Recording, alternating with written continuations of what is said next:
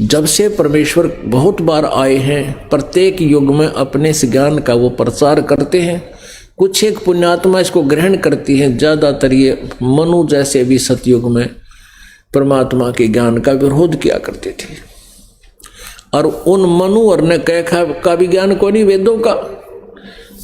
पुण्यात्मा प्रसंग एक टॉपिक आया था सत्संग में कि 3 लोक और भवन चतुर्दश कोई नहीं सत्संगी। ओए होए, ब्रह्मा विष्णु महेश और दुर्गा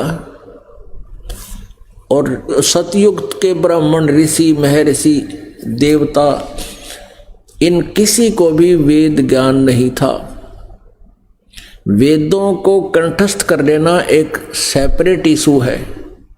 चारों वेदों को कंठस्थ कर लेना ये अलग बात है, लेकिन उसमें वस्तु क्या है, वो हमें क्या संदेश दे रहे हैं, ये समझना विशेष बात है। आविष्कार भगवान ने चारों वेद दे दिए, ब्रह्मा को दिए, और ब्रह्मा जी ने फिर आगे अपने वंशजों को पढ़ाए, ब्राह्मणों को। और ब्राह्मणों ने जैसा ज्ञान ब्रह्मा जी से ग्रहण किया वेदों के अंदर, वेदों में से, क्योंकि ब्रह्मा ने जो उनको ज्ञान सुनाया उसी ज्ञान को उन्होंने अन्य जनता में, क्योंकि ब्राह्मण वर्ग की एक विशेष यही ड्यूटी थी। 4 वर्ण जब बने, ब्राह्मणों का काम था शिक्षा ग्रहण करना और सद्ग्रंथों का विवेचन करना, अध्ययन करना, फिर उनका निष्कर्ष फिर जनता को समझाना, जगह जगह सत्संग करके बताना। और गीता जी में लिखा है कि विद्वानों से अशिक्षित अविद्वान भी मोक्ष प्राप्त कर सकते हैं। वो कैसे कर सकते हैं कि विद्वानों से सुने हुए वचनों को आधार बनाकर साधना करें। तो इस आदेशानुसार उन ब्राह्मणों से, ऋषियों से जो ज्ञान जनता को मिला उसको फाइनल मान लिया। किस आधार पे कि ये संस्कृत भाषा बोलते हैं, संस्कृत भाषा पढ़े हैं और सद्ग्रंथ भी संस्कृत में ही है। और ये सभी ऋषि महर्षि कहते हैं कि हम वेदों के आधार पर आपको ये सब ज्ञान बता रहे हैं कि वेदों में ऐसा लिखा है। तो सब जनता ने स्वीकार ये हुआ कि ये बड़े विद्वान पुरुष हैं, संस्कृत भाषा जानते हैं और इन्होंने ठीक पढ़ा होगा। तो उस अज्ञान को आज तक उसी का ढोल पीट रहे हैं। अब वो सद्ग्रंथ जिनके आधार से वो हमें ज्ञान दिया करते थे कि पुराणों में ऐसा लिखा है, वेदों में ऐसा लिखा है, गीता जी में ऐसा लिखा है, आज उसको हम स्वयं पढ़ रहे हैं। उन्होंने जो लोक वेद दंत कथा सुना रखी थी, वो गलत ज्ञान सुना रखा था, उससे विपरीत है आज सद्ग्रंथों का ज्ञान। तो गीता जी अध्याय नंबर 16 के श्लोक नंबर 23-24 में यही निर्णय दिया कि अर्जुन, शास्त्र विधि को त्याग कर जो मनमाना आचरण करते हैं, मनमानी पूजा करते हैं, उनको ना कोई सुख होता है, ना उनकी गति होती है, ना कोई सिद्धि होती है। इससे तेरे लिए कर्तव्य और अकर्तव्य की अवस्था में कौन सी साधना करनी चाहिए, कौन सी ना करनी चाहिए, उसके लिए शास्त्र ही प्रमाण है और किसी की बात मत मानना। तो पुण्यात्माओं, ये सद्ग्रंथ तो दास ने अभी 5-6 वर्ष से देखने प्रारंभ किए हैं, 7-8 वर्ष से, और लगभग 15 वर्ष से ये दास पहले परमात्मा द्वारा दिए गए सच्चिदानंद घन ब्रह्म की वाणी, जो गीता जी अध्याय नंबर 4 के श्लोक नंबर 32 में कहा कि ब्रह्मणे मुखे, सच्चिदानंद घन ब्रह्म के मुखारविंद से उच्चारित वाणी में सब विस्तार से यथार्थ ज्ञान दिया हुआ साधनाओं का। तो उस सच्चिदानंद घन ब्रह्म यानी कबीर वाणी से इस दास को पहले ये ज्ञान प्राप्त था। उसी आधार से 15 साल पहले से ही ये दास ये बताता आ रहा था। अब इन सद्ग्रंथों का सहयोग आप जी को समझाने के लिए हमारे लिए एक बहुत ही उपयोगी सिद्ध हुआ है, क्योंकि आप जी जिस सद्ग्रंथ को सही मानते हो उसी में दिखाया जाता है कि इसमें ऐसा लिखा है, और आप जी फिर स्वीकार कर लोगे। और अब भी नहीं कोई मानेगा तो उसके लिए परमात्मा कहते हैं जानबूझ साची तजय और करे झूठते नहीं, ताकि संगत है प्रभु सोपन में भी ना दे। उसकी हमने जरूरत भी नहीं है। जो आंखों देखकर भी विरोध कर रहा है कि ऐसा नहीं है, हम नहीं मानते, तो फिर वो भक्ति योग्य नहीं है, कर्महीन प्राणी है। अब ब्रह्मा विष्णु महेश और सतयुग के ऋषियों को कोई ज्ञान नहीं था, वेद ज्ञान नहीं था। और वेद ज्ञान नहीं था तो कुछ भी ज्ञान नहीं था उनको। चतुर्वेदी, त्रैवेदी, द्विवेदी, ये ब्राह्मण लोग कितने माइंडेड आदमी हुआ करते थे, कितना प्रयत्न किया करते थे, चारों वेदों को कंठस्थ कर लिया करते थे। उनको चतुर्वेदी कहते थे, मौखिक याद कर लिया करते थे।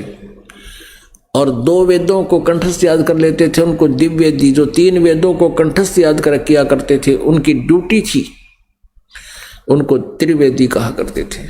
और उनको कह का ज्ञान नहीं, वेद बता क्या रहे हैं, तो केवल रट्टाफिकेशन थी, वो रट्टा लाया करते। अब आपको थोड़ा सा एक कंसेप्ट क्लियर करते हैं कि ब्रह्मा विष्णु महेश को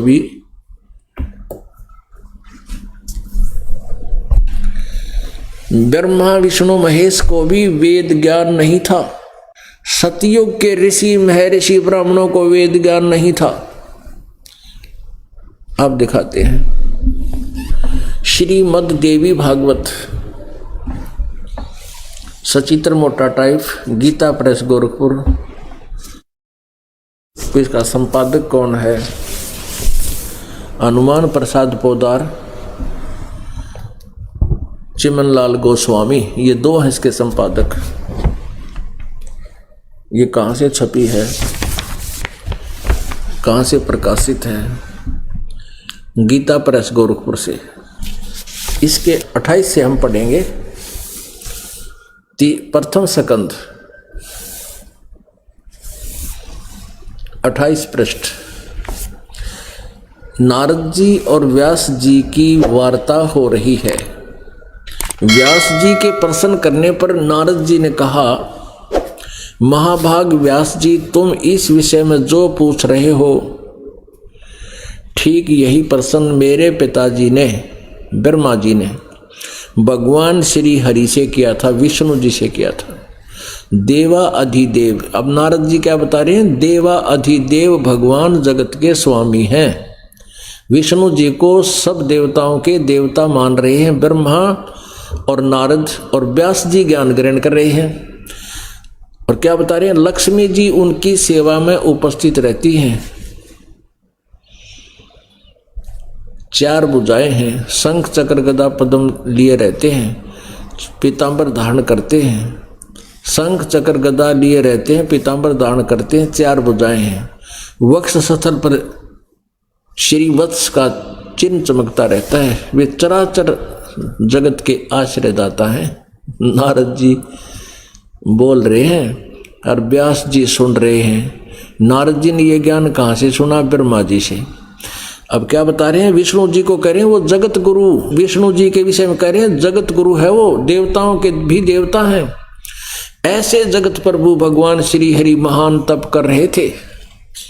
महान तप माने घोर तप रहे थे। उनकी समाधि लगी थी। यह देखकर मेरे पिताजी ब्रह्मा जी को बड़ा आश्चर्य हुआ। अतः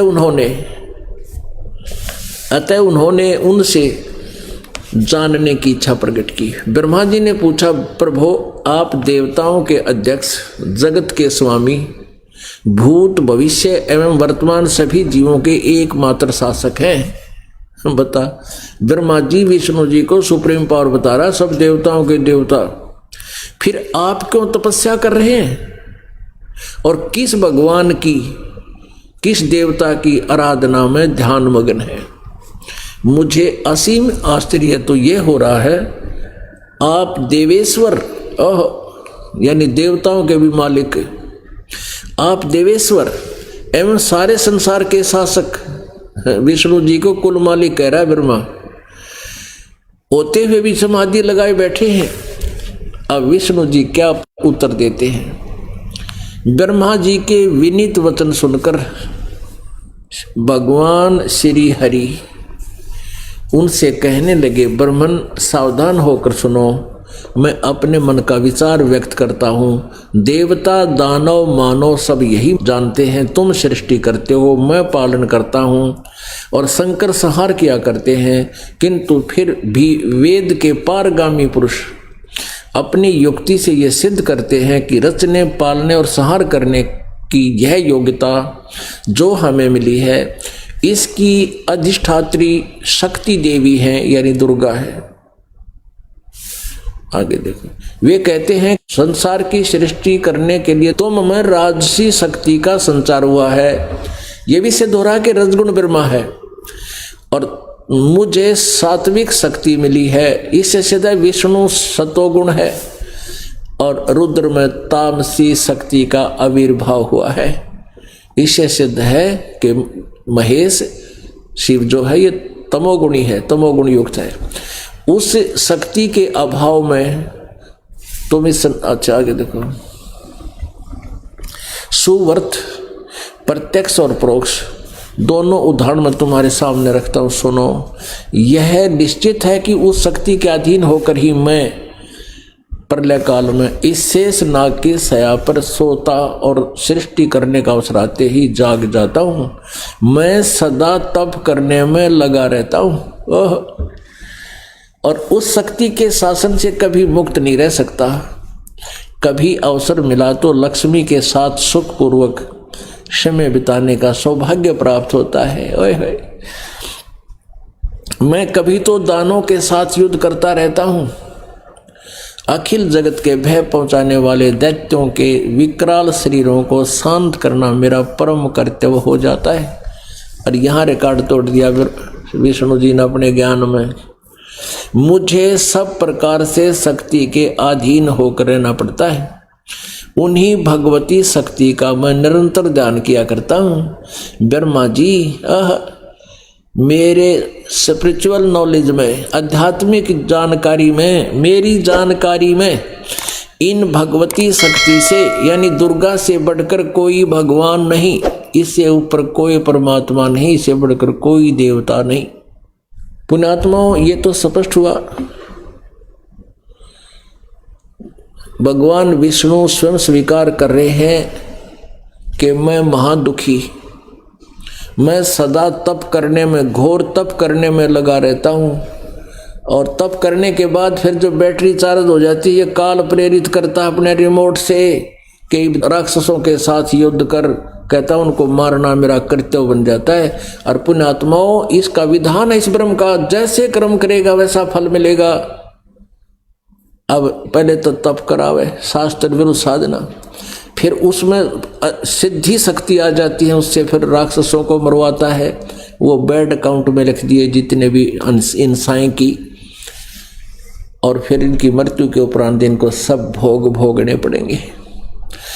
अब परमात्मा कहते हैं, साच कहूँ तो जग ना मन, झूठ कही ना जाई हो। ब्रह्मा विष्णु ये शिव जी दुखिया, जिन ये राह चलाई हो।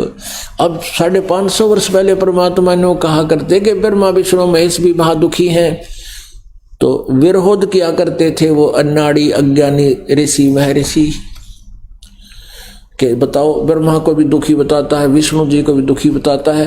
और ये आप कहने लग रहे, इतिहास देख लो। विष्णु जी के अवतार श्री रामचंद्र जी माने जाते हैं। अयोध्या में राजा दशरथ के पुत्र, एक पल भी सुख का व्यतीत नहीं हुआ उन पूरे जीवन में। नजर दौड़ा कर देख लो, छोटी आयु में ही उनका विवाह हो गया, विवाह होते ही उनका वनवास हो गया। वनवास से सीता उठा ली गई, 12 वर्ष तक वनवास भोगा, फिर सीता रावण की कैद में, फिर युद्ध हुआ, करोड़ों आदमी मर गए। और फिर सीता जी की परीक्षा करके अग्नि में बैठा दी कि अगर तू जल गई तो कलंकित है, और नहीं जली तो तू पाक पवित्र है। ये परीक्षा की हजारों व्यक्तियों के सामने श्री राम ने और विष्णु जी ने। सीता जी को घर ले आए पाक पवित्र जान के, और एक धोबी के कहने मात्र से फिर उनको घर से निकाल दिया कि तू अपवित्र है। अब वो खुद राजा और परिवार पता नहीं कहाँ जंगल में, पुण्यात्माओं, जिसके बेटे और पत्नी कहीं और हो, ना जाने वो किस हालात में है। क्या वो व्यक्ति सुखी हो सकता है? केवल लोक लाज में वो बैठा रहा और आजीवन कष्ट पा करके वो अंत में भी पुत्र और पत्नी के वियोग में, कहते हैं सरयू नदी के अंदर जल समाधि लेनी पड़ी। श्री विष्णु भगवान उर्फ श्री रामचंद्र जी ने। श्री कृष्ण जी का जीवन देख लो, जन्म से ही जेल में जन्म हुआ, मामा शत्रु बन गया, कभी जरा सिंह से युद्ध, कभी चारणोर से, कभी किसी से, पता नहीं कितने सारा जीवन व्यर्थ रहा, ऐसे झगड़ों में बीता। और अंत में श्री कृष्ण जी के सामने पूरा यादव कुल आपस में लड़कर मर गया और स्वयं श्री कृष्ण जी के पैर में विषाक्त तीर लगने से उनकी मृत्यु हुई। तो यहां से ये 3-4 बातें कति क्लियर होगी कि ना ब्रह्मा ने ज्ञान वो विष्णु को सर्वेश्वर बतावे, ना विष्णु जी को ज्ञान वो दुर्गा को सुप्रीम पावर सबसे बड़े भगवान बतावे। अब दुर्गा क्या कहती है? अब विष्णु भगवान तो कहते हैं कि मेरी जानकारी में दुर्गा से ऊपर कोई शक्ति नहीं, कोई मालिक नहीं, कोई भगवान नहीं। और दुर्गा कहती है कि राजा हिमालय को उपदेश करते हुए कहती है कि राजन मेरी पूजा भी मत करो, यह भी मोक्षदायक नहीं है, तुम केवल एक ब्रह्म की पूजा करो, उसका ओम नाम है, वो ब्रह्म लोक में रहता है, नथिंग एल्स। अपने आत्मा परमात्मा का ये वाक्य, ये अमृतवाणी, 3 लोक और भवन चतुर्दश कोई नहीं सत्संगी। 3 लोक और 14 भवन में कहता कोई भी सत्संगी नहीं है, कोई भी यथार्थ ज्ञान से परिचित नहीं है। इस वाणी को सिद्ध करने के लिए ये ढेर सारे प्रमाण आपके समक्ष प्रस्तुत किए जा रहे हैं, और तभी ये अज्ञान रूप अंधकार आपके हृदय से दूर होगा, और इसका कोई विकल्प नहीं। अब बूढ़ी आत्मा जो उन नकली संतों की दंत कथा सुन रहे हैं, वो कहते हैं वो भी कोई संत है जो किताब दिखावे। संत तो धारावाहिक वचन कराया करें, इन धारावाहिक का नाश कर रखा, सारा बैठा दिया। अरे थोड़े से दिन में देख लेना, यदि ये ग्रंथ दास को आवश्यकता ना हो आपको दिखाने की, तो मुझे क्या जरूरत है? मुझे तो कंठस्थ मालिक की दया से दया हो रही है परमात्मा की। इन सदग्रंथों से पहले ये ज्ञान था जो आज इन सदग्रंथों में आपको दिखा रहे हैं। इन सदग्रंथों से नहीं ग्रहण किया था वो ज्ञान, वो सूक्ष्म वेद से ग्रहण किया था, वो सच्चिदानंद घन ब्रह्म की वाणी से प्राप्त था। तो आपको इसलिए ये सदग्रंथ दिखाने पड़ रहे हैं ताकि आप जी इस दास के वचनों पर विश्वास कर सकें कि जो कह रहे हैं वो सारी साची है, और तभी आपका हृदय परमात्मा के अंदर अटूट श्रद्धा से लगेगा। फिर आपको कोई डगमग नहीं कर सकता, नहीं तो ये काल के दूत आपको कहीं ना कहीं गड़बड़ कर जाएंगे यदि आपको स्वयं ज्ञान ना होगा। तो अब दुर्गा क्या कहती है? वैसे तो मैंने वर्बली बता दी कि इसमें 2 बात है।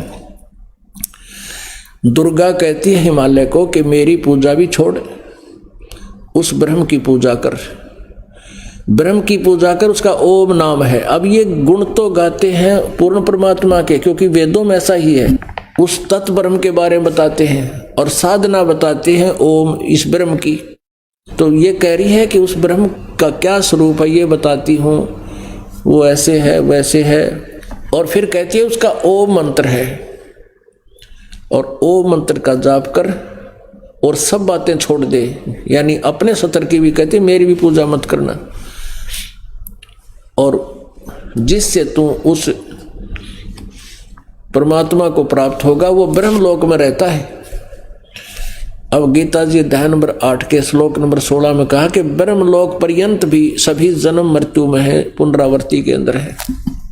अब दास ने जो वर्बली बोला है इसको प्रमाणित करने के लिए इसमें दिखाना पड़ेगा, नहीं तो इस वर्बली को कोई नहीं मानेगा, और इसमें देखने के बाद पुण्यात्मा अवश्य मान जाते हैं। अब देखिएगा ये 7वां स्कंद 562 पृष्ठ पे, और ये संक्षिप्त देवी भागवत। देवी के द्वारा हिमालय को ज्ञानो उपदेश और ब्रह्म स्वरूप का वर्णन। श्री देवी जी कहने लगी पर्वतराज, अब हम यहां से लेंगे, उस ब्रह्म का क्या स्वरूप है यह बतलाया जाता है, जो प्रकाश रूप सबके अत्यंत समीप में स्थित हृदय रूप गुहा में स्थित होने के कारण गुहाचर नाम से प्रसिद्ध है। महान पद अर्थात परम प्राप्य है। वह समस्त प्रजा के ज्ञान से परे है, किसी की बुद्धि में आने वाला नहीं है, यह तुम जानो। जो परम प्रकाश रूप है, जो सूक्ष्म से भी अत्यंत सूक्ष्म है, जिसमें संपूर्ण लोक और उन लोकों में निवास करने वाले प्राणी स्थित हैं, वही यह अक्षर ब्रह्म है। अब देखो दुर्गा को कितना ज्ञान है। ब्रह्म को अक्षर पुरुष बोल रही है, अक्षर पुरुष, पुरुष को चाहे ब्रह्म को, अक्षर ब्रह्म, और वही सबके प्राण है, वही सबकी वाणी है और वही सबके मन है। वह परम सत्य और अमृत अविनाशी तत्व है। सौम्य, उस वेद ने योग लक्ष्य का तुम वेदन करो, मन लगाकर उसमें तन्मय हो जाओ। सौम्य, उपनिषद में कथित महान अस्त्र रूप धनुष लेकर उस पर उपासना द्वारा तीक्ष्ण किया हुआ बाण संधान करो और फिर भावानुगत चित्त के द्वारा उस बाण को खींचकर उस अक्षर रूप ब्रह्म को ही लक्ष्य बनाकर वेधन करो। अक्षर रूप ब्रह्म को ही। और मंत्र बता रही है फिर, ओम धनुष है प्रणव, ओम धनुष है, जीवात्मा बाण है, ब्रह्म को उसका लक्ष्य कहा जाता है। यानी जीवात्मा, जीव जो है ओम का जाप करे, ब्रह्म प्राप्ति उद्देश्य हो। उस एकमात्र परमात्मा को ही जाने, दूसरी सब बातों को छोड़ दे। यानी कोई साधना नहीं करनी, मेरी भी नहीं करनी, सब छोड़ दे। इससे ये सिद्ध है, उस एकमात्र परमात्मा को ही जाने, दूसरी सब बातों को छोड़ दे। यही अमृत रूप परमात्मा के पास पहुंचाने वाला पुल है। संसार समुद्र से पार होकर अमृत स्वरूप परमात्मा को प्राप्त कराने का यही सुलभ साधन है। इस परमात्मा का ये देखो, उस हृदय में विविध रूप में प्रकट होने वाला परब्रह्म संचरण करता है, अंतर्यामी रूप से वर्तमान है। यहाँ परब्रह्म कह रहे हैं, किता अक्षर ब्रह्म कह रहे हैं, फिर ब्रह्म की साधना बता रही है। ये देखो, ओम ओम ओम का नाम जप है और ब्रह्म उद्देश्य हो। अब है किसी को ज्ञान दुर्गा के, कभी अक्षर ब्रह्म कह रही है, कभी उसको ब्रह्म कह रही है, कभी फिर परब्रह्म लिख रही है। और यहाँ परब्रह्म बता रही है कि सबके हृदय में परब्रह्म बैठा है। इस आत्मा का ओम के जप के साथ ध्यान करो। इससे अज्ञान में अंधकार से सर्वथा परे, संसार समुद्र से पार जो ब्रह्म है उसको पा जाओगे। यहाँ परब्रह्म, यहाँ अक्षर ब्रह्म और यहाँ फिर ब्रह्म को पा जाओगे। ओम नाम जपो, पुण्यात्मा अपने आप पता लग जाएगा अपने कौन कितने पानी में है। और क्या बताया फिर ये 563 पृष्ठ पे, वह सबका आत्मा ब्रह्म, ब्रह्म लोक रूप दिव्य आकाश में स्थित है। कहते हो ब्रह्म लोक में रहता है। पुण्यात्माओं, ये ब्रह्म ब्रह्मा विष्णु महेश का पिता है और यही काल है, काल रूपी ब्रह्म भी यही है। अब यहाँ थोड़ा सा कंसेप्ट और क्लियर करना पड़ेगा। ये शिव पुराण में दिखाते हैं कि ब्रह्मा विष्णु और ये शिव इस काल के पुत्र हैं। देखिएगा, शिव पुराण गीता प्रेस गोरखपुर से प्रकाशित है।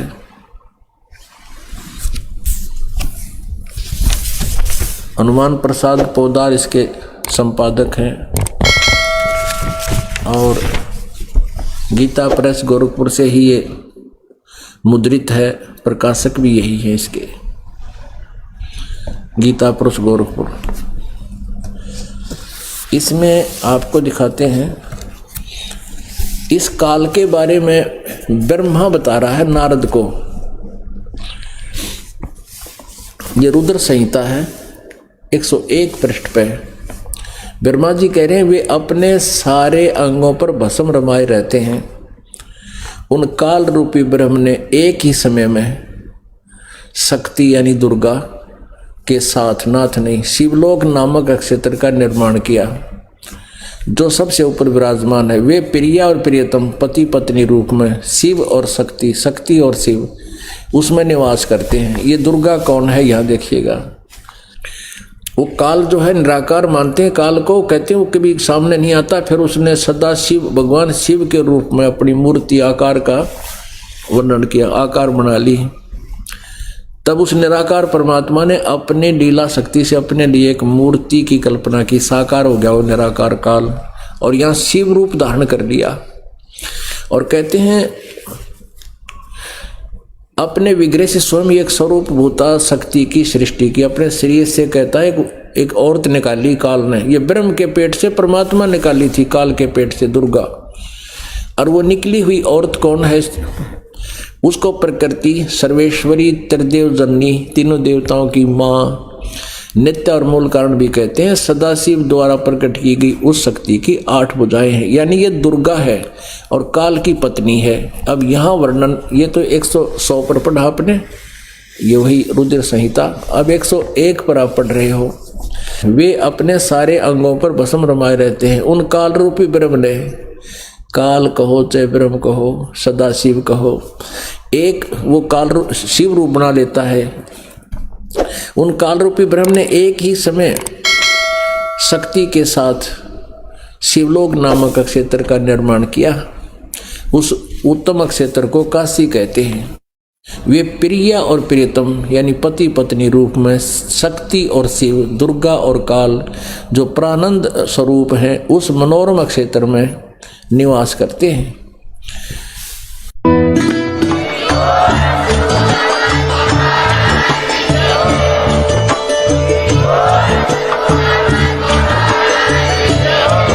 वीडियो लाइक करें, सब्सक्राइब करें और बेल आइकन का बटन दबाएं।